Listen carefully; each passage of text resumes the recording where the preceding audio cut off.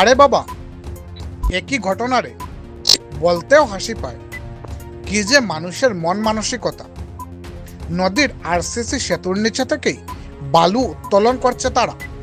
ব্যবসার স্বার্থে একেবারে অন্ধ হয়ে গেছে তারা। দীর্ঘ কিলোমিটার জুড়ে নদী ভরা বালুর আবিশ রয়েছে, কিন্তু সেদিকে গেল না তারা। একেবারে আরসিসি সেতুর পিলারের নিচে এসে বালুর আবিশ উত্তোলন করছে তারা।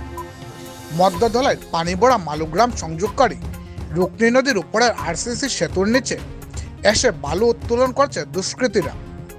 এ ঘটনা নিয়ে এলাকা জুড়ে তীব্র প্রতিক্রিয়ার সৃষ্টি হয়েছে।